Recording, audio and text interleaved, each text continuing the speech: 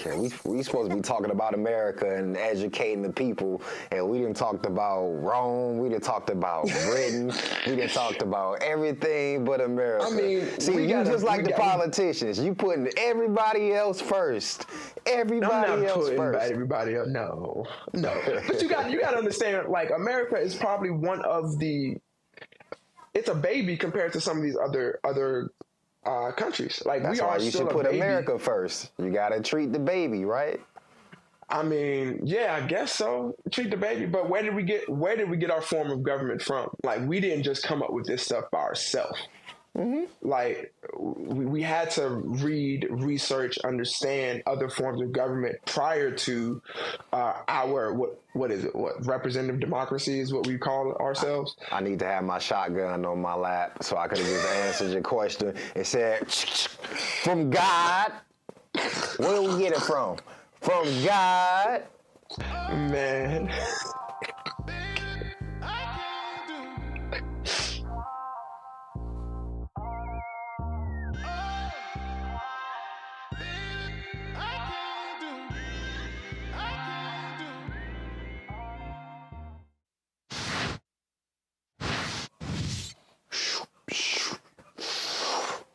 Okay, and we back.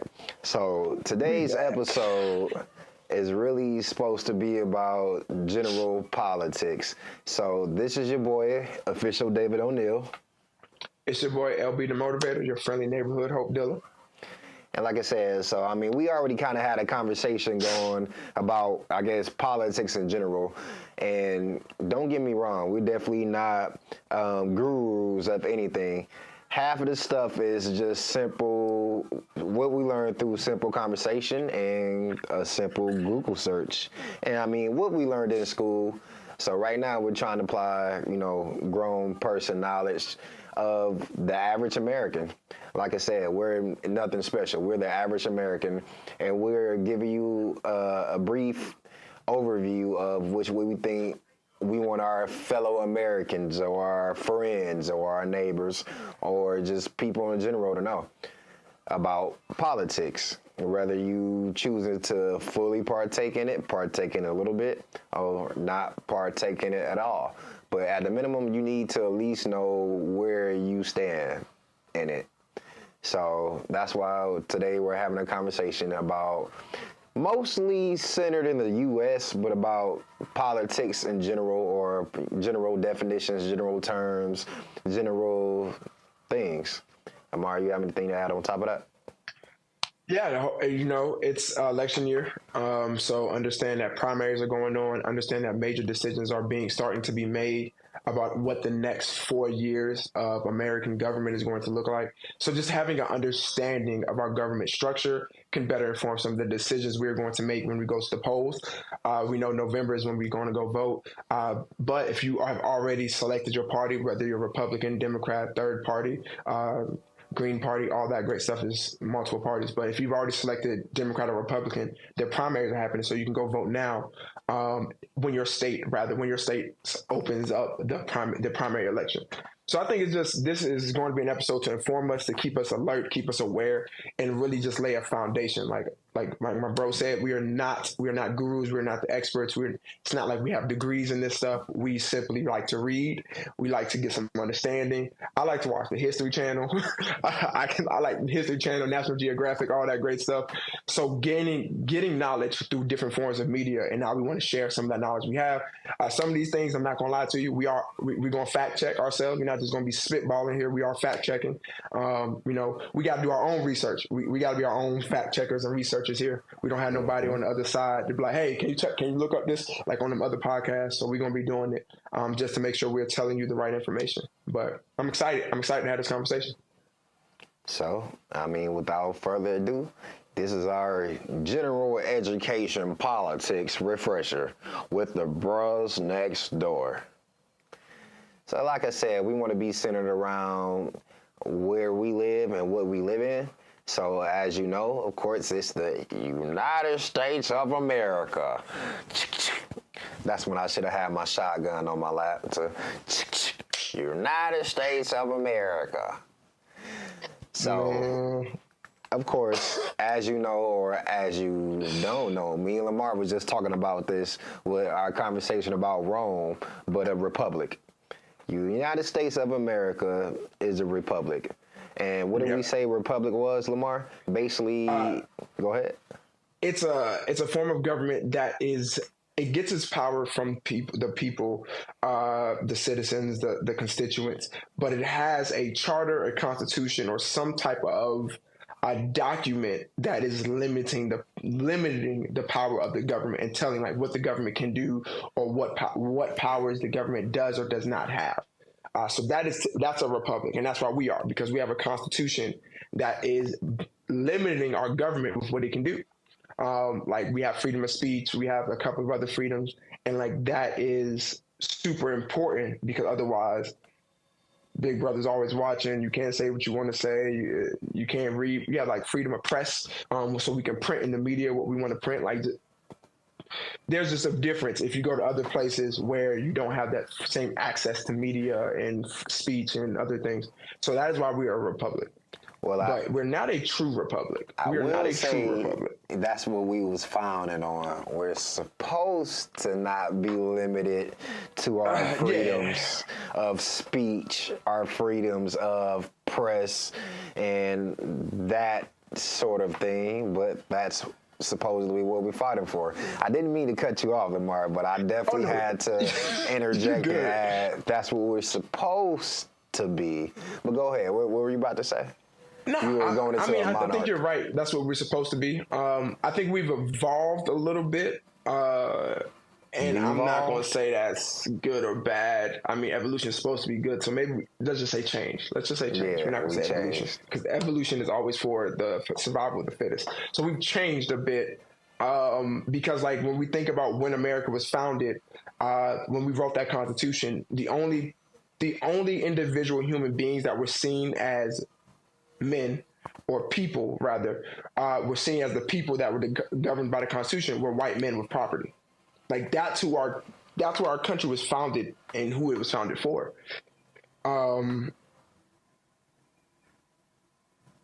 So that is a huge piece. That's a huge piece there. And then we've evolved now because women have a right to vote. All people have a right to vote and speak. So now we're more of a representative democracy because we're electing people to be in our Congress to then represent us and to speak on our behalf and to have our interests at heart. So like that is where we are now. And I'm sorry, man, this computer distracted me. Emails coming through. But that's where we're going, or that's where we are. So we have Congress, we elect them. We're supposed to be their constituents, the members of their state, members of their districts or whatever. They're supposed to represent our interests. They're supposed to go to the nation's capital, right, to argue for what we want or what we need as citizens. What actually happens, I think a lot of times there's personal interest and personal gain involved in all of this stuff. So we don't always get the best politicians or the best representation. That sounds 100% accurate. And for you people out there watching, make sure you add constituents to your list of words. Let's go back to the slide to make sure we properly know what constituents is. Because I've definitely heard you motherfuckers misuse constituents. I've heard constituents used in the way of a coworker. I've heard people use constituents in a way of talking to their co-worker. Like, hello, fellow constituents. It will be more of a condescending thing, but you will have to know you're being condescending because you're not talking to them as equals. You're acting like you are their leader. But yeah, it's definitely a whole thing. Make sure you're using constituents correctly.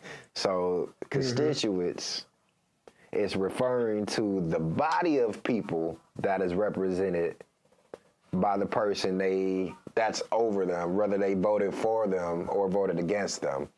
So the mayor's constituents would be the city. The governor constituents will be all of the mayors and all of the people in all of the cities. and et Yes. cetera, et cetera, et cetera.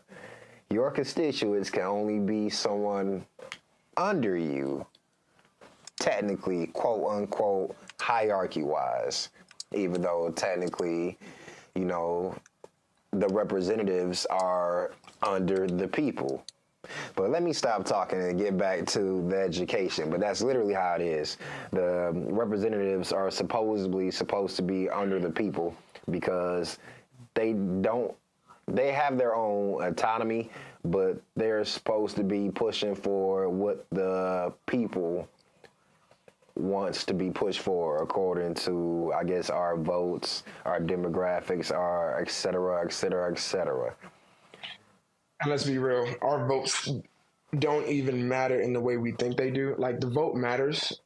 It does matter, but when it comes to like the election that we all typically, not all, but a majority of the country gets out to vote for, our presidential election, we as was seen in 2016, the popular vote is the individuals who the individual citizens have gone to the ballot box and checked off.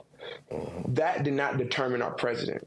What determined our president was the electoral college, and that is another layer, which makes it confusing on how and what we should be voting on. But that's only for the presidential elections, I believe. I think when you look at governor races, or gubernatorial, I think it's what the actual called, like gubernatorial race, when you're electing your senators and your representatives, your House of Representatives, they don't have an electoral college, but we have an electoral college for our president, which is bewildering because if nothing else has that, if no other piece has that, why is that being in place for our president? And I think it's weird to me. I don't understand it 100% of why that's the way, because I know each state gets a certain number of votes. Like, each state has a certain number of votes, and so you win the state. And that's when they talk a lot about the flipping of a state during a presidential election, a red state to blue state, or blue state to red state. Like, those votes automatically go, and I don't get how they decide who's a part of the electoral college. I don't get how they decide whose vote matters enough to choose the president. I think it's a lot of, I think that's shadiness. I think the electoral college needs to be thrown out, and just go off of the popular vote. Who the people, the majority, say they want, is the way it should be.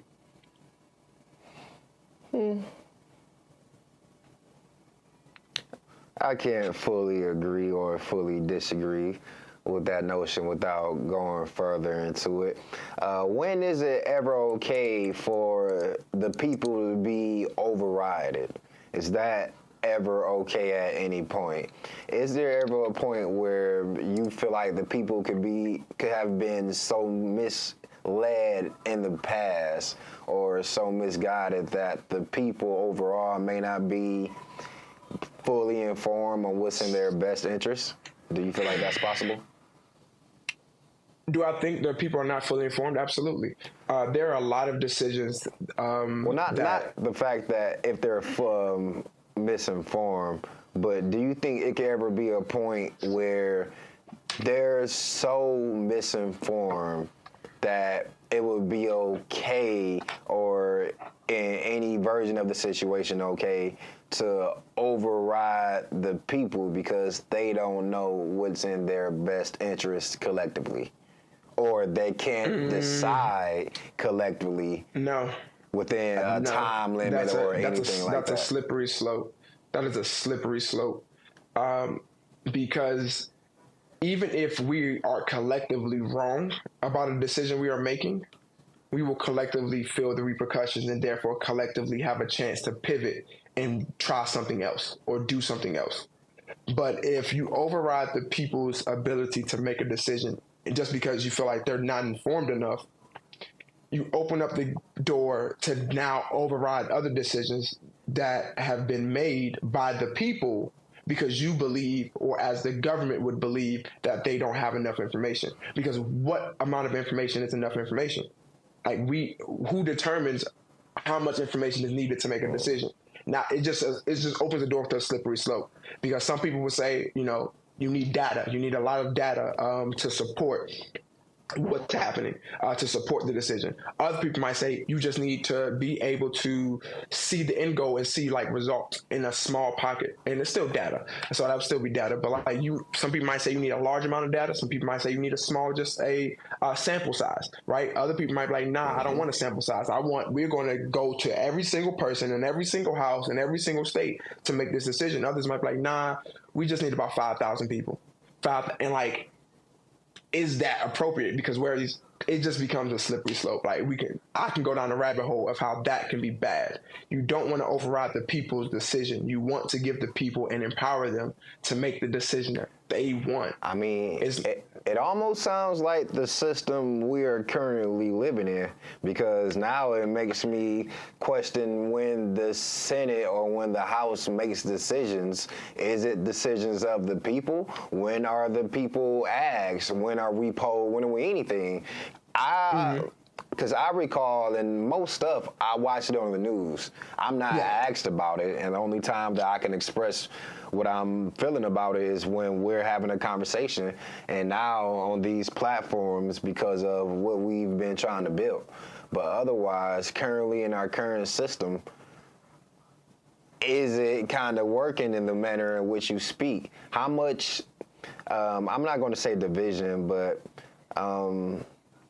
how much delegation of Congress do we need before we get to the point of it's too many hands in the cookie jar? I mean, we don't get to make every decision, right? There are congressional committees and things of that nature already set up to help make like budget and appropriation determinations. I mean, it seems like we don't fully get to make important decisions either. It depends, because when you vote, right, and not just in the presidential election, but when you're voting on the 2-year cycles, a lot of times there are bills, there are laws that are put on the ballot itself, and people get to say yes or no to this. That's our limited power to say I agree or disagree, or I want or don't want this particular law. Now, on the other side of that is they have hearings. They have open. When bills and stuff go to the floor, there's an open, like, you can go watch them discuss this. You can go be a part of it in a limited way. So a lot of the things that we don't know about, or a lot of times when we're not super informed about what's happening, is because we don't know where to access this information. Because every bill that passes and just every bill that's being up, I think they have to post it publicly. Like it's a requirement. Like the government has like a public access act, Freedom of Information Act, right? So everything the government does, you can request that information, and they have to provide it because we are constituents, and therefore we are able to access a lot of the publicly allowed information. Now, what's publicly allowed in the open, like, you can't ask somebody from their emails. I don't think we can, like, give me your email list. I don't think we can do that. But we can ask about bills, legislation, executive orders, and things that are in the making or going to the floor. That's all the way throughout the whole hierarchy. You can definitely tune in for certain Senate and House meetings, and you can locally go into your city meetings, your statewide meetings. Is all things that we can get involved in. It just takes a little research. You just have to want to find out when and where, and that's all you really need to know. And then you become part of the public forum that's going on.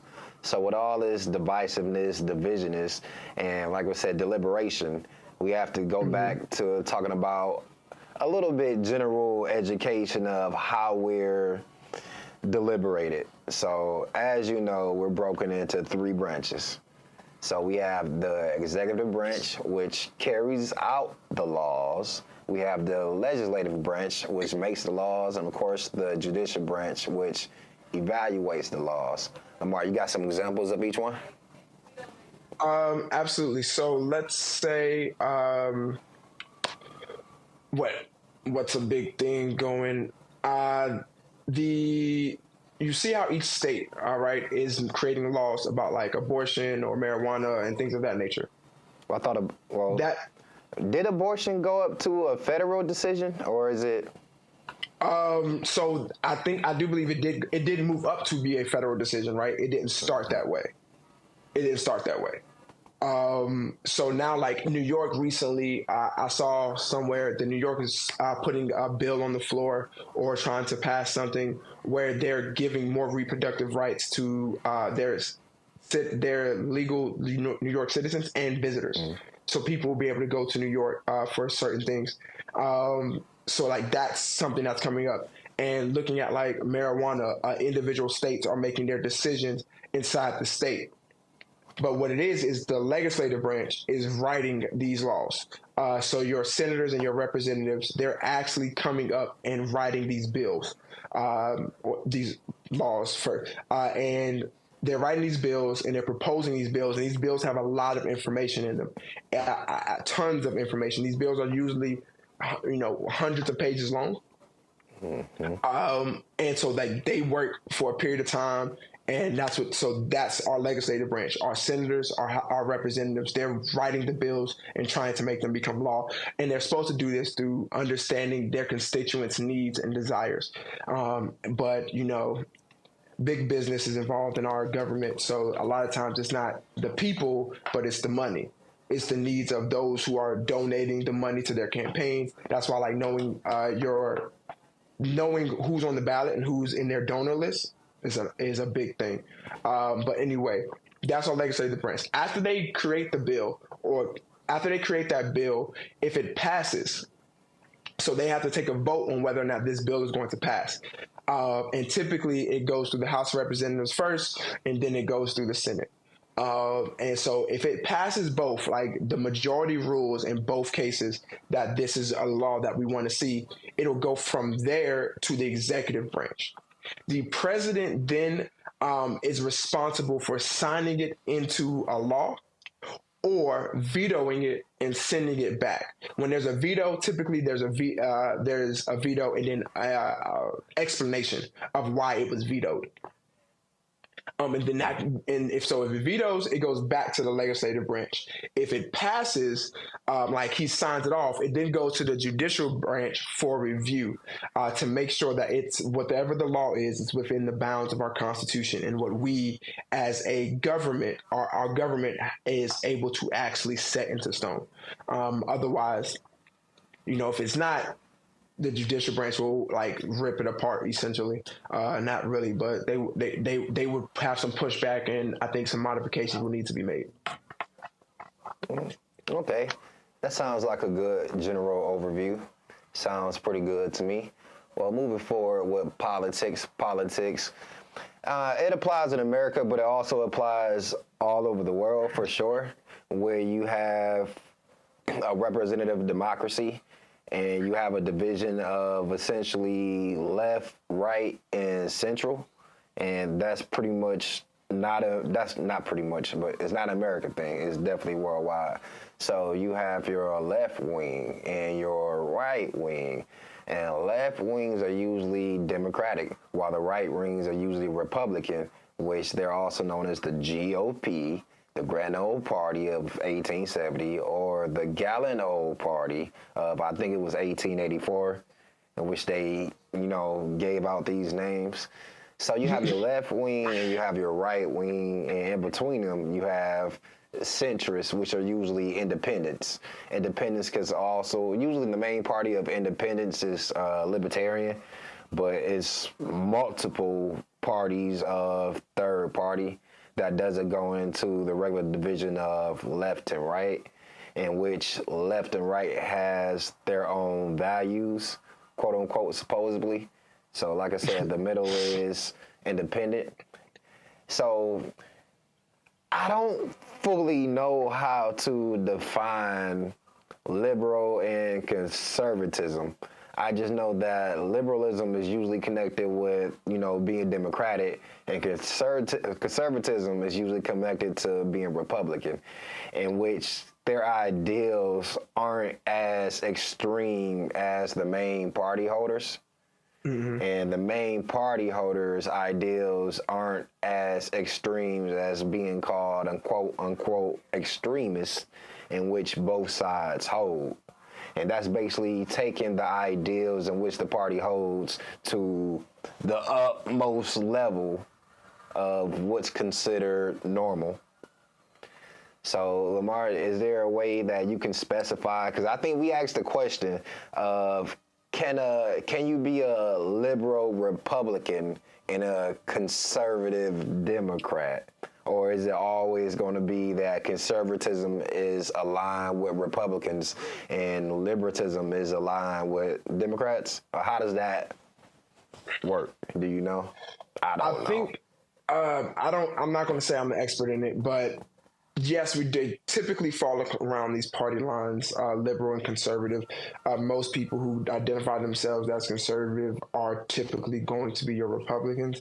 Most people who identify themselves as liberals are typically going to be Democrats.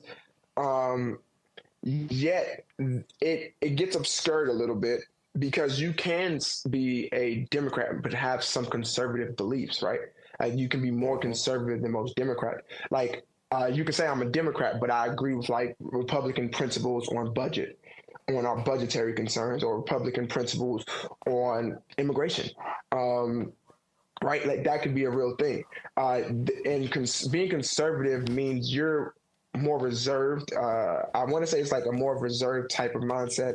You're more leaning towards keeping things the way they were or the way they are, rather than changing and opening up the gateway to new thoughts, new ideas, and new opportunities. Right. So I think when we look at a great example with LGBTQIA plus community, are mainly supported by those of the liberal mindset. If you mainly they are supported, like it's the liberals who are supporting the idea of giving all the rights, giving the same, giving the medical treatments, and supporting the idea of transitioning and all. Like that's more of a liberal idea. On the conservative side, you will see the conservatives be more against it. The conservatives are the ones, that like, I don't want this in the school. I don't want this on my TV. Like and it's okay because what you find is that this mindset exists for people who still are on either party side. There are Republicans who do believe in giving those rights. There are Democrats who are like, nah, I'm not really for all that. Right. But the idea is the typical mindset is going to fall along the party lines, and yeah, so I'll say like that's the best way I can put it from my current understanding. And we might do a 2.0 of this to where we've done more research, we've gotten more understanding, we've had more conversation, and have to revisit how we even explain all this stuff. But if you have a more in-depth understanding of how that might go, let us know in the comments. Inform us. And hopefully our thoughts align and we come across the same understanding. Mm-hmm. And, that's how people evolve. That's how stuff go. But as we stated before, so you have the far left and the far right, which will also be considered extremists on both sides, not mattering which one it is. Even though, so in current times, in real talk, you have some, from what come across my desk, my laptop, my video screens, you have some liberals that's considered extremists depending upon their ideals. And then you have more so Republican Party holders that's considered extremists depending upon their ideals.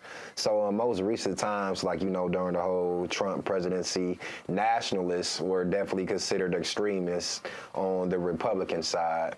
And like I said, from what comes across my desk, only people you really see considered a far left extremist would be, like I said, I only hear people calling liberals extremists. I mean, socialists will definitely be a far left extremist ideal, but you don't really hear people calling people that nowadays. You definitely used to see it in old movies and old TV shows for sure. So whenever you heard somebody call somebody, oh, you're a socialist, oh, you're commie, they're saying you're a communist. So those were definitely old school extremist represented ideas in movies often, where now you don't hear socialists and communists as often in movies that I catch. I mean, you'll catch it if you're hearing somebody talk about political talk, but you don't hear it as much in the movies and cartoons and stuff as you would back in the day. I mean, that definitely has to do with propaganda. You know, we had like, I want to call it, it's called the Red Scare, where there was this, you know, when we were doing like the Cold War era and everything with Russia, who is seen as a communist government. Mm-hmm. Like we were at this stalemate. So in our propaganda, as the U.S. always does, we started to paint communism as a bad thing, communism or communists as the enemy, as the devil, or as this bad, super bad thing, or super bad people. And like that's media. That was propaganda. That's why like now it's not. Will be a great thing. Yeah, either. So I don't know if that's. I think ideologically, a lot of these things look good on paper. We've said it before. That's what I'm saying. Communism doesn't look good on paper. To you. To you, like when you actually look at what communism is, and let's bring up the actual definition. Not yet. I think it comes up in the definitions later. It's further down the line, but it comes up in the definition later. So we need to move on conversation and come back to it. We'll go back. We'll put a pin in it. We'll come back, and we're gonna swing back to it. So just going on to what the third party was, like I said, the third party and the centrists was generally libertarian. And if you're libertarian, generally you believe in individual freedoms. You believe in limited government involvement and economic policies, foreign policies, and pretty much people make their own decisions in social justice matters, in which I would still personally have to see fully how that looks, how people will go about making the decision in full social justice matters without intervention of some type of mediator, or would it be a people's mediator, or how exactly that goes? I would definitely have to go and do some more research on my own to go see examples of that. But basically, libertarian would basically, like I said, be in the middle, and it would be, hey, my breakfast here. Thanks, babe.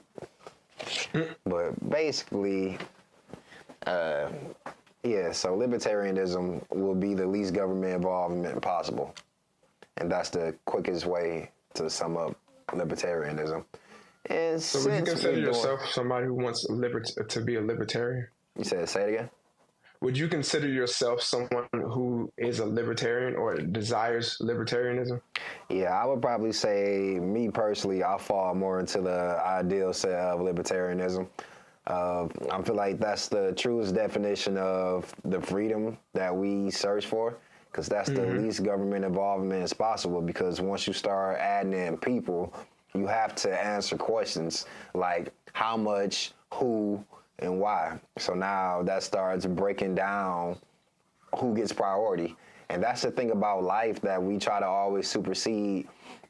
Like, just because the flow and the nature of it and of things and of people, I feel like personally that it's always going to be some type of prioritization, some type of hierarchy. It's just one of the natural pillars and foundation of life. Now, how the hierarchy interacts with each other is a different question, but basically, I think more people of libertarianism, I don't say they're not as destructive and wanting to do away with the class system, but I feel like the power in the people's hand would kind of negate the class system. It wouldn't be as much of a class system. It wouldn't be as much focus and priority on the class system. So I feel like all of those things would kind of line up together and fall in more into the category of libertarianism. Otherwise, when you kind of pick a side, you're picking and choosing on decisions and policies. And that's one thing. When you're picking your president, don't pick the person, pick the policies. And that's the best thing I can tell you as far as, picking electors. But I guess to get rolling, I'll let you take some definitions while I eat up on my hearty breakfast. Oh Lord Jesus, you got breakfast. I ain't got nothing. Anyway, so when you're talking about it, bipartisan is a term that you hear a lot in the media, especially when you're talking about legislation, and it's just working across the aisle. Republicans working with Democrats, Democrats working with Republicans to come to an agreement or to get a decision made. In my personal belief, when we break down the party lines and we actually look at what's good for the people, what's good for not just the majority, because sometimes the majority is not effective for everyone, but what can help lift everyone. I believe in equity, so that whole principle of like giving people what they need for where they are. Some groups are going to need more than others. So when we can make those decisions across party lines, I think it benefits us and benefits everyone rather than focusing on one group or the other. But the decisions have to be made in the right way. But that's literally bipartisan is in our two-party system working together. So, silent majority, when many of the population don't support the opinions most often shared in public. So when the public view isn't always the majority view. I think that's a real important definition to remember. Because just because you hear it a lot, don't mean it's the most popular view. Because this goes back into, if you've checked out previous episodes, it goes back into what I was saying about what was the word? Was it the cone of silence? So, over here on this channel, we stand for democracy. People should be able to say what they want and do what they want and not be limited. Should it be other conditions that people should take in within themselves? Sure. But should other people be limited by outside people? No, never. That's not what we believe in. But when that's not what he. That's not what he believes in. That ain't what he believes in. I believe there should be limits. I 100% believe there should be limits, limits to freedom. The limits have to be set. Limits to freedom. Yeah, absolutely. Such as what? So your freedom ends the moment you infringe upon mine. So if we just have 100% freedom, people are able to walk in your house and steal from you, and there is no consequence. If you have 100% freedom, you can shoot somebody dead in the street because they pissed you off, and there is no consequence. I don't believe in just true ultimate, just do what you want freedom. I think we got adjacent. I don't consider those as ultimate freedom. I definitely consider everything before crossing the line of infringing upon somebody else's freedom. Everything before that line is what I consider freedom. But see, you got to be clear about that, because there are people who will take what you just said and say ultimate freedom means I can do what I want, when I want, how I want, and there are no boundaries. And that's not true. The boundaries are set, and sometimes we have to set them in law, because what may be okay for you may not be okay for me. Like, for instance, we're close enough to where if we're at each other's house, there is no problem with going in each other's fridge. It's like, bro, if you want some drink, go get it. I ain't about to bring you a drink. If you want some drink, go get it. It's in there. Like, that's okay. If like there are people who are close to me, like that have like the code to get in the house because they help watch the dogs, so it's okay for them to enter my house when I'm not there. I'm good. I trust them. We're okay. But that freedom, right? That boundary is established for other people. Where don't you dare try to enter my house when I'm not there. Don't you dare just come in my house and go in my fridge. Like, nah. So because it's situational, I think there has to be laws or legislation. There has to be rules or guidelines, something to say this is the natural boundary that we are creating. If you choose to move this line to allow more freedom for certain people until you're outside your circles, that's upon you. But I think there has to be a line that is clear cut so everybody in society is aware, because like you said, the silent majority. What if the silent majority thought, something like the purge is a real thing and should be real? And that's what they believed, right? If the silent majority believed that there should be a day where all laws are thrown off the table and we're operating in a space of freedom where there are no laws, like, well, now we got some problems. we run into some problems. So I just wanted to push back on that. I really wanted to push back on that. But you clarified, and like you said, when you begin to infringe upon someone else's freedom of life, freedom of peace and safety, when you start to infringe upon those, that's where the line has to be drawn. I agree. Mm-hmm. But outside of that, like I said, over here on this channel, we believe in freedom. And now you know what I mean by freedom. So over here, we believe in unlimited freedom. So to bring up the last, did you freeze? No. No, I guess it maybe did freeze for a quick second, because when you came back, you was in a whole different position for a quick second. But the last two terms that we want to talk about for now would be bully pulpit, which you don't really hear too often, or you don't really hear it anymore. But that was deemed by Teddy Roosevelt as first rate.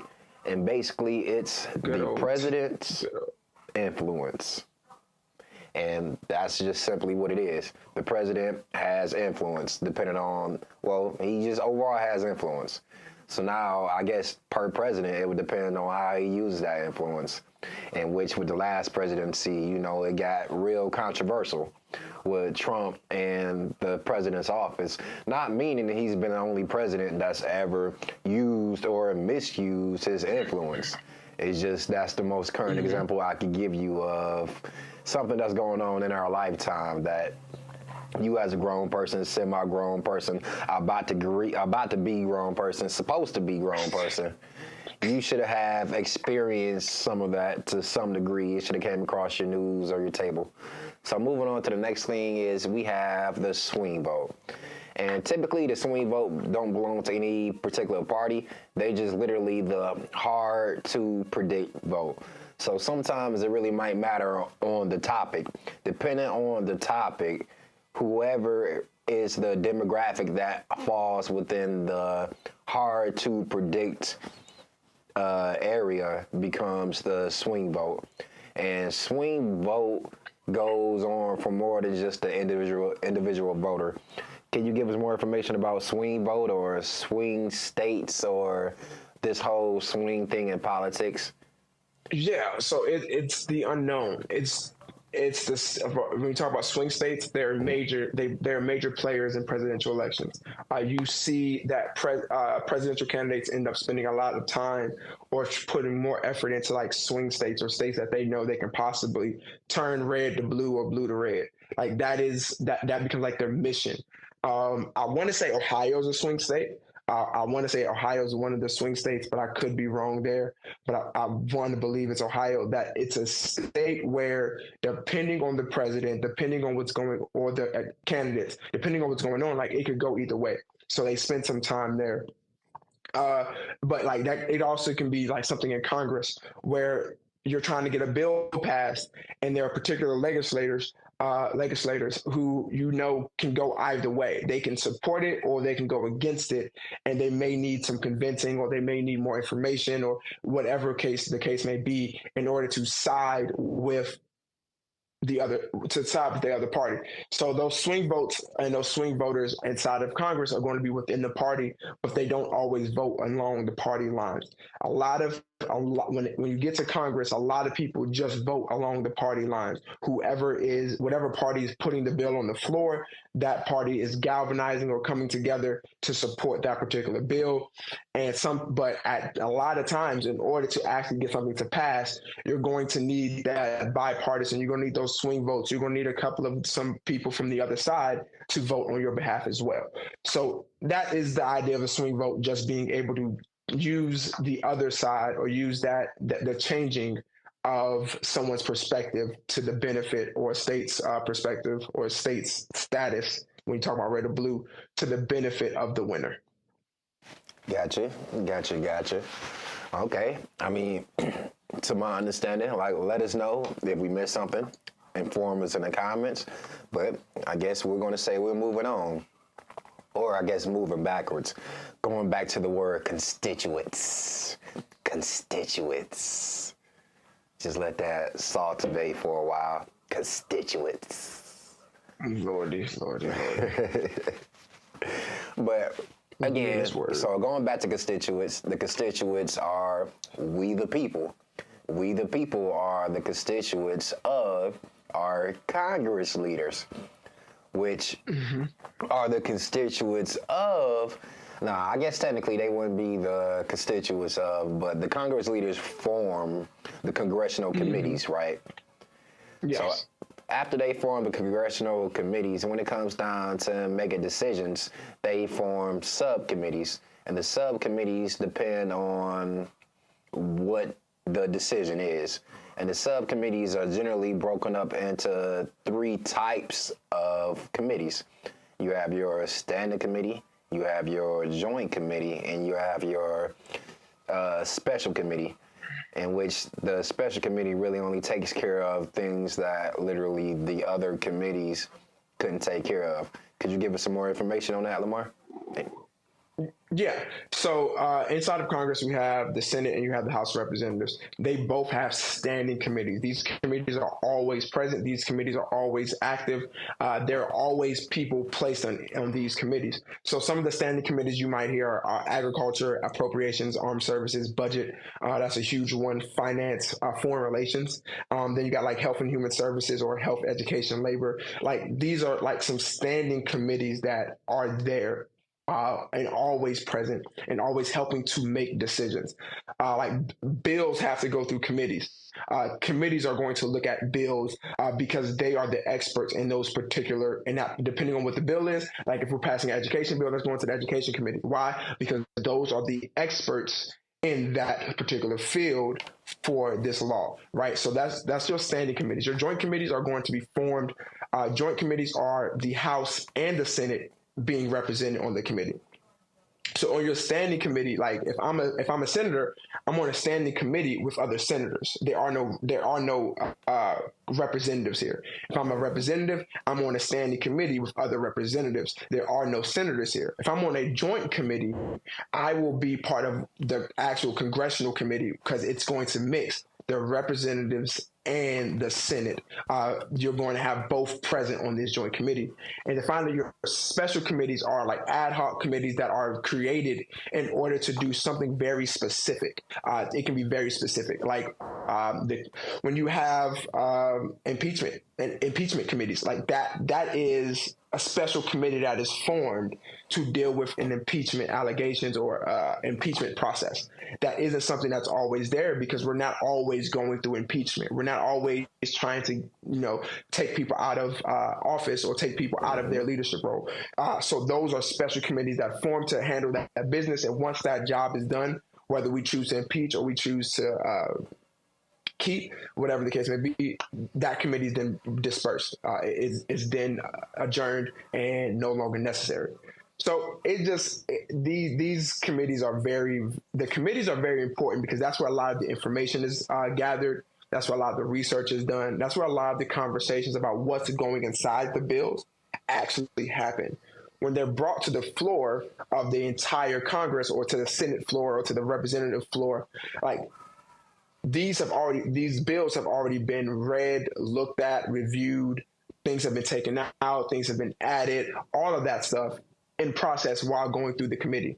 And then it comes to the floor. So like that's something we have to remember. Like a senator or a legislator, just to talk about both, they're not just writing these things in silos and then saying, hey, I had this great idea. Here we go. Let's talk about it. And the first time we hear about it or the first time we see it or the first time people have any knowledge of it is when it comes to the floor. Understand that it has gone through various levels of critique and investigation before it's even presented. So, well, since you were talking about committees, you want to talk about committees. That was me parroting white chicks when they would say, you want to talk about mothers. Oh, Lord. Yeah, White chicks is a great maybe you didn't catch movie. it. Maybe y'all didn't catch it, but that's what I was doing right there. So you want to talk about committees. God help him. But since we talking about committees, did you know that the ways that's used to delay or block legislation, or at least the legal ways, is two ways to my understanding. Is you got a filibuster, in which the senator could speak on a bill for any length of time. And that was known as a filibuster. It was brought into the world to be known to us in 1970. Well, no, I lied. In 1917, they brought into legislation to have a majority vote, 2/3 vote, and that would end a filibuster. So the next term is quorum, which is the roll call vote, which is also called a quorum vote. And it was funny because when I was looking up these definitions, the very next day, quorum made themselves known in our lives. Like, so quorum is not just a legal definition, or it's not just government politics. It's just a blatant definition. You see it used in business sometimes, but basically quorum is just a minimum number of people needed to conduct official business. So in the Senate, or when we're talking about politics, say they needed an official number to call a vote. So from my understanding, ways they would use this quorum vote is somebody would purposefully disappear so that you purposefully don't have the right amount of people to make the vote. So that's how they would use this legal way to stall or block or delay legislation. Yeah. Do you have anything you want to add about those terms or anything in that genre? Nah, that sums up both the terms pretty very simply. But understanding like the filibusters, I think it's funny because you're prolonging debate. Like that's how you get into these very long, very drawn out meetings where nobody wants to stay there. It's because of filibuster. And there are things. This doesn't deny block, but it relates. Just thinking about legislation when they put like I want to say like omnibus bills, where they put things inside of the bill that are hidden because nobody's going to read the entire thing. That's the stuff that like I hate. Like that has been done multiple times throughout our history, where like there are things inserted inside of bills that if they were up in the forefront, if it was the main part of the bill, we know it would be shut down. We know that it wouldn't pass. We know that it would not go through. But because we are aware of that, we hide it in layers under something else. And that sucks. That's just a sucky part about having man write our laws, right? But I think you covered filibuster and quorum really well. Okay, cool. I think we'll be okay to move on to the next segment, which is the next segment probably kind of refers back to an earlier segment. I know we talked about being involved in your state and your local politics. So it's some things that we feel like you need to know as to being involved with your state local politics. So we want to talk about referendums. And could you give us some more information about referendums? Or do you know anything personally about referendums? Because I know you work you're a little bit government involved, aren't you? With your line of work. Yeah, just a little bit work, and it's informed me a lot. I'm having to pay attention to a lot more because my job is actually affected by what happens from a congressional level, and from what happens on the executive level through executive order. But like referendums are what is going to be put on the ballot. So we were talking a little earlier and how we were saying like we don't see ourselves being able to make certain decisions. The legislators are always doing it for us. When there are referendums on the ballot, there are things that are put on the ballot for us to actually vote on, which will directly impact directly going to impact that bill or directly impact something. So that is, we get to choose them. Like we get to have a say in a referendum because it's on our ballot. And depending on when you go vote, if you don't vote every time, then you may have never voted for a referendum. You may have not. It's highly possible that's something that you skip. But understanding like the consistency in voting, you will see these things. You will be able to acknowledge these things and know that, oh, okay, this is on the ballot. This is, oh, wow, they want to add this change to our law. And I want to even say amendments. Amendments to the Constitution have to be voted on, but I don't quote me. Don't quote me on that. But I want to say that we do have to vote on that nowadays. Well, I know this is a very important episode. This is a lot of important information, but I think we kind of pressing our time limit. So we might have to go ahead and stop it right here and let you guys soak over the current information. But it's definitely a part two coming because we didn't get out all our information. And it's a lot of information to soak in. But we're out of time for today, guys. Is there anything else you want to add to today's podcast, Lamar? Tune in. Make sure if you haven't watched our past stuff, go watch the past stuff. Like, comment, share, subscribe. Make sure you stay locked in with us. You follow us on social media, on our social media platforms.